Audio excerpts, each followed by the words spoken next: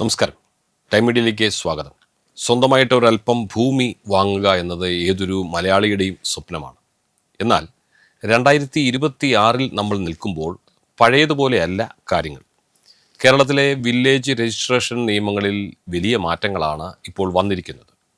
അതുകൊണ്ട് തന്നെ ചെറിയൊരു അശ്രദ്ധ മതി നിങ്ങളുടെ ലക്ഷങ്ങൾ കയ്യിൽ നിന്നും നഷ്ടപ്പെട്ടു പോകാൻ. ഇന്ന് നമ്മൾ സംസാരിക്കുന്നത് 2026 ഒരു സ്ഥലം വാങ്ങുമ്പോൾ നിങ്ങൾ നിർബന്ധമായും പരിശോധിക്കേണ്ട ചില കാര്യങ്ങളെക്കുറിച്ചാണ്. അതുകൊണ്ട് തന്നെ വീട് വെക്കാൻ പോകുന്നവരും സ്ഥലം വാങ്ങാൻ ആഗ്രഹിക്കുന്നവരും ഈ ഒരു വിഷയത്തിനായി ഇൻവെസ്റ്റ് ചെയ്യാൻ ആഗ്രഹിക്കുന്നവരും ഈ വീഡിയോ മുഴുവനായും കാണണം. തീർച്ചയായും നിങ്ങൾക്കത് പ്രയോജനപ്പെടും. നമുക്ക് ആദ്യം നോക്കേണ്ടത് രേഖകളാണ്. അതായത് വെറും ആധാരം മാത്രം നോക്കിയാൽ പോരാ. ഡിജിറ്റൽ സർവേ റെക്കോർഡ് എന്ന് കേട്ടിട്ടുണ്ടല്ലോ. 2026 ആയപ്പോഴേക്കും കേരളത്തിൽ മിക്കയിടത്തും ഡിജിറ്റൽ സർവേ പൂർത്തിയായി കഴിഞ്ഞിട്ടുണ്ട്. അതുകൊണ്ട് പഴയ സ്കെച്ചിന് പകരം പുതിയ ഡിജിറ്റൽ മാപ്പ് വില്ലേജ് ഓഫീസിൽ പോയി ചോദിച്ചാൽ ലഭിക്കും. അതിർത്തികളിൽ മാറ്റമുണ്ടോ എന്ന് നിങ്ങൾ ആദ്യമേ തന്നെ ഉറപ്പുവരുത്തണം. മുൻ ആധാരങ്ങൾ സംബന്ധിച്ചാണെങ്കിൽ കുറഞ്ഞത് 30 വർഷത്തെ ചരിത്രമെടുത്ത് പരിശോധിക്കണം. ഈ ഭൂമി മുൻപ് ആരുടെയൊക്കെ കൈവശമായിരുന്നുവെന്ന് ഇതിലൂടെ തീർച്ചയായും നമുക്ക് വ്യക്തമായി അറിയാൻ കഴിയും. അടുത്തത് ബാധ്യതാ സർട്ടിഫിക്കറ്റാണ്, എൻകംബ്രൻസ്. കഴിഞ്ഞ 30 വർഷത്തെ ബാധ്യതകൾ നിങ്ങൾ നോക്കണം. ഭൂമി വല്ല പണയത്തിലാണോ, കോടതി അറ്റാച്ച്മെൻ്റ് ഉണ്ടോ എന്നൊക്കെ ഇതിലൂടെ അറിയാൻ കഴിയും. 2026 ഇത് ഓൺലൈനായി മിനിറ്റുകൾക്കുള്ളിൽ തന്നെ നിങ്ങൾക്ക് പരിശോധിക്കാം. ഓഫീസുകൾ കയറി ഇറങ്ങി സമയം കളയേണ്ട യാതൊരു ആവശ്യവുമില്ല. ഏറ്റവും കൂടുതൽ ആളുകൾ ഈ വിഷയത്തിൽ പറ്റിക്കപ്പെടുന്നത് ഇവിടെയാണ്. അതായത് ആധാരത്തിൽ പറമ്പെന്ന് എഴുതിയാൽ മാത്രം പോരാ. ഈ ഭൂമി ഡാറ്റാ ബാങ്കിൽ നിലമായിട്ടാണോ ഉള്ളതെന്ന് നോക്കുക. അങ്ങനെയെങ്കിൽ അവിടെ വീട് വെക്കാൻ വലിയ ബുദ്ധിമുട്ടായിരിക്കും. നിലം തരം മാറ്റിയതാണെങ്കിൽ അതിനുള്ള ഫീസ് അടച്ച രസീതും RDOയുടെ ഉത്തരവും കയ്യിലുണ്ടെന്ന് ഉറപ്പാക്കണം. 2026 നിയമപ്രകാരം തരം മാറ്റ ഭൂമിയിൽ നിർമ്മാണ പ്രവർത്തനങ്ങൾക്ക് കർശനമായ നിയന്ത്രണങ്ങളാണ് ഉള്ളത്.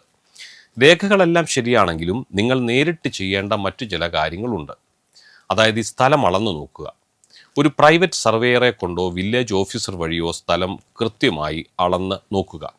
ആധാരത്തിലുള്ള അത്രയും സെൻറ്റ് ഭൂമി അവിടെ ഉണ്ടോ എന്ന് നിങ്ങൾ നേരിട്ട് ഉറപ്പിക്കണം. അടുത്തത് വഴി സൗകര്യം സംബന്ധിച്ചാണ്. പലപ്പോഴും വഴി കാണും, പക്ഷേ അത് രേഖകളിൽ ഉണ്ടാവില്ല. അയൽവാസിയുടെ പറമ്പിലൂടെയാണോ വഴി വരുന്നതെന്ന് ആദ്യമേ തന്നെ നോക്കിയേക്കണം. കാർ വരുമോ എന്ന് മാത്രമല്ല, രേഖാമൂലം വഴിക്ക് അവകാശമുണ്ടോ എന്നും കൂടി നോക്കേണ്ടത് നിങ്ങളുടെ സുരക്ഷിതത്വത്തിന് ആവശ്യമാണ്. ഇനി മണ്ണ് പരിശോധനയാണ്. വീട് വയ്ക്കാനാണെങ്കിൽ മണ്ണ് ഉറപ്പുള്ളതാണോ എന്ന് നോക്കുന്നത് ഭാവിയിൽ നിങ്ങളൊരു കെട്ടിടം അല്ലെങ്കിൽ വീട് പണിയുമ്പോൾ ലാഭമുണ്ടാക്കും. ഉറപ്പില്ലാത്ത സ്ഥലം കുറഞ്ഞ വിലയ്ക്ക് കിട്ടിയിട്ട് അത് ഉറപ്പാക്കാനായി അടിത്തറയ്ക്ക് വേണ്ടി കൂടുതൽ പണം ചെലവാക്കുന്നതിലും നല്ലത് അല്പം വില കൂടിയാലും ഉറപ്പുള്ള ഒരു സ്ഥലം വാങ്ങുന്നതാണല്ലോ. ഇനി പണം ഇടപാടുകളുടെ കാര്യം പറയാം. 2026 ഡിജിറ്റൽ പേയ്മെൻറ്റുകൾക്കാണ് പ്രാധാന്യം. സർക്കാർ നിശ്ചയിച്ച ന്യായവില ഓൺലൈനായിട്ട് നോക്കണം. അതിൻ്റെ 8% സ്റ്റാമ്പ് ഡ്യൂട്ടിയും 2% രജിസ്ട്രേഷൻ ഫീസും നിങ്ങൾ കയ്യിൽ കരുതേണ്ടതായുണ്ട്. ഇനി പറയാൻ പോകുന്ന കാര്യം പ്രത്യേകം ശ്രദ്ധിക്കണം. ഒരിക്കലും വലിയ തുക ക്യാഷ് ആയിട്ട് നൽകരുത്. ചെക്ക് വഴിയോ ബാങ്ക് ട്രാൻസ്ഫർ വഴിയോ മാത്രം പണം നൽകുക. കാരണം അതിന് കൃത്യമായ ഒരു രേഖയുണ്ടാകും. എല്ലാ കാര്യങ്ങളും സ്വയം ഒറ്റയ്ക്ക് ചെയ്യാൻ വേണ്ടി നിൽക്കരുത്. ഒരു നല്ല സിവിൽ ലോയറെ കാണിച്ച് ലീഗൽ ഒപ്പീനിയൻ വാങ്ങുന്നത് ഭാവിയിലെ നിങ്ങളുടെ തലവേദന ഒഴിവാക്കും. അതുപോലെ രജിസ്ട്രേഷൻ കഴിഞ്ഞാലുടൻ പോക്കുവരവ് നടന്നെന്ന് ഉറപ്പാക്കണം. ചുരുക്കത്തിൽ കണ്ണു തുറന്നു വെച്ച് മാത്രം ഭൂമി വാങ്ങുക. ഈ പറഞ്ഞ കാര്യങ്ങൾ ശ്രദ്ധിച്ചാൽ നിങ്ങളുടെ പണം സുരക്ഷിതമായിരിക്കും. ഈ അറിവ് നിങ്ങളുടെ സുഹൃത്തുക്കൾക്കും ഉപകാരപ്പെടും. അതുകൊണ്ട് മറക്കാതെ ഈ വീഡിയോ അവർക്ക് കൂടി ഷെയർ ചെയ്ത് കൊടുക്കുക. ഇത്തരം കൂടുതൽ വിവരങ്ങൾക്കായി ചാനൽ സബ്സ്ക്രൈബ് ചെയ്യാൻ മറക്കരുത്. മറ്റൊരു പ്രധാനപ്പെട്ട വിഷയവുമായി വീണ്ടും നാളെ കാണുന്നതുവരെ നിങ്ങൾക്ക് എല്ലാവർക്കും ഞങ്ങളുടെ നന്ദി. നമസ്കാരം.